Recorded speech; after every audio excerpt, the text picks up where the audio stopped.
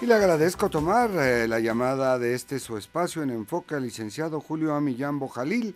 Él es presidente de Consultores Internacionales. Julio, buenas ¿Qué tardes. tal? Buenas tardes, Raúl. Qué gusto saludarte y estar nuevamente en comunicación contigo. Muchas gracias. Igual contigo y con el auditorio. Uno de los temas fundamentales de los que se ha venido hablando de manera importante es el de los salarios mínimos, Julio. Así es. Mira, yo pienso que este es un tema que a veces tiene dos enfoques. El enfoque eminentemente de datos duros práctico y el enfoque emotivo político. Normalmente es un tema que, por cierto, natural es controvertido, porque es en hay mucho, está relacionado con cómo te va en la feria, ¿no? Sí. Y cómo lo ves. Y pues propiamente, recuerde que muchos de esos temas son totalmente mercancía natural de los políticos. Y entonces los políticos lo usan como un mecanismo o de promoción o de diatriba o de crear ciertas circunstancias negativas. O sea, es un tema per se muy complicado. Entonces, esto es importante establecer cuáles son los datos duros que generan lo que constituye la capacidad que un país tiene de retribuir el trabajo, el salario a las gentes que vivimos en nuestro país. Eso es sumamente importante.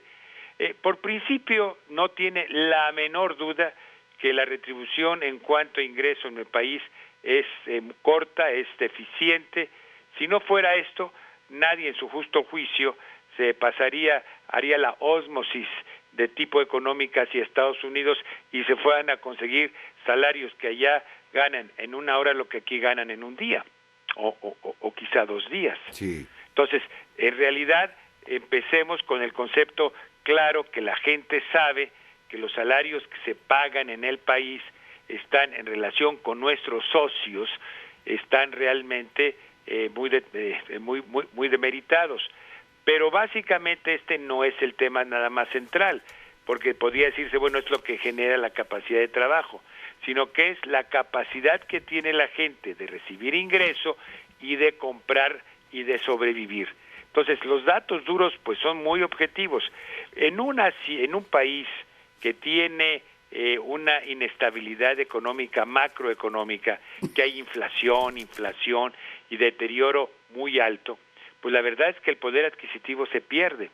Muchos de nosotros, los que tenemos mayor edad, pero quizá los jóvenes no lo han percibido, sobre todo los de 25, 30 años, o 40 incluso, porque todavía no estaban trabajando, pero los de mayor edad saben que tener inflaciones de 60, 70 y 150% es angustioso, porque usted tiene un ingreso que tiene que estarse ajustando, pero se ajusta menos rápido que el incremento de la inflación.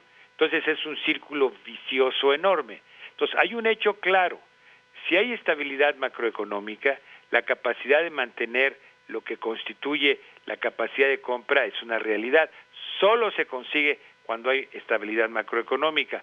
Y México lleva ya más de 16 años de estabilidad macroeconómica después del error de diciembre. Tú te recuerdas que ese fue uno de los desastres del país. Pero cómo no. ¿Verdad?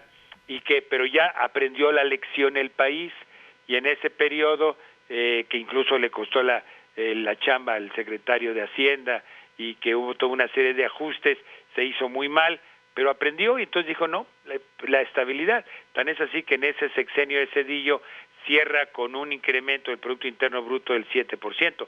No es broma, pero con estabilidad económica. Ahí hubo un periodo de recuperación de la capacidad de compra. Luego hay una estabilidad en cierta manera en los que siguientes años, y esto genera de que con cortas inflaciones, pero con incrementos muy modestos a lo que son los valores de los salarios mínimos, que ese es el tema. Los salarios mínimos se incrementan muy modesto, quizá la inflación real de la canasta básica es mayor en muchos casos que el incremento del valor del propio salario mínimo. Entonces, ahí es donde existe la gran discusión si el salario mínimo aguanta o no. En este país, nuestro país, tu país y el país de la gente que generosamente nos oye, debemos de entender que hay un número importante de gentes que el Producto Interno, lo que significa la población económicamente activa, solamente somos 44 millones que somos de la población económicamente activa.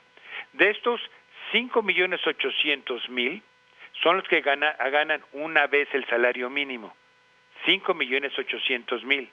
Luego, más de un salario mínimo hasta 2 salarios mínimos son 10 millones. Estoy cerrando cifras, ¿no? Sí. Más de 2 a 3 salarios mínimos son cerca de 9.400.000. Y ya más de 3 a 5 millones, a 5 salarios mínimos son 7 millones y medio. O sea, la mayor parte de gente en nuestro país gana en ese sentido más o menos entre 1 a 2 salarios mínimos. Esta conceptualización es importante porque una familia con un salario mínimo está en promedio en urbano en cuatro miembros de la familia. En la parte rural es 4.4. Entonces, esto nos obliga a pensar que con un salario mínimo, una familia de 4 no puede sobrevivir adecuadamente, porque entonces se lleva la canasta básica, en urbana el 58% cubriría solo de la canasta básica el salario mínimo, ya no le quedarían algunas otras para ninguna otra actividad. Entonces, en esta discusión, que a veces se convierte en una discusión no tan bizantina, sino una discusión de fondo, es donde está el problema de la pobreza del país. El salario mínimo, en realidad, no se puede juzgar directamente como el único ingreso, porque la familia constituye un ingreso familiar. Normalmente, de estas personas que ganan una vez el salario mínimo, son 2 partes de la familia que viven sobre este sentido del salario, de un salario. Esto permite tener mejor capacidad de compra cuando los precios son estables. Esta discusión es muy importante porque en el futuro lo que tenemos que hacer es mantener la estabilidad macroeconómica e incrementar el valor del salario. Mucha gente piensa que el incremento del salario es totalmente inflacionario y yo creo que es falso cuando el incremento del salario está relacionado con el incremento de la productividad. Los países más ricos, los países que mejor pagan a los trabajadores, incrementan salarios con base en productividad y eso hace, Raúl, que las condiciones del país y de los trabajadores mejoren. Pero cuando tienes una ley laboral como la que hoy tenemos, tu capacidad de incrementar la productividad por la vía del beneficio del salario se hace muy corta. Entonces te das cuenta cómo todo está ligado. Y Sí. yo creo que es la gran discusión que el país tiene que resolverse, porque discutir nada más que el salario mínimo sirve para todo, eso no es cierto, como también no se puede decir que toda la pérdida del poder adquisitivo se debe al salario mínimo. Efectivamente, gracias Julio Millán, presidente de Consultores Internacionales. Te agradezco buenas tardes a todo el auditorio. Buenas tardes, Julio.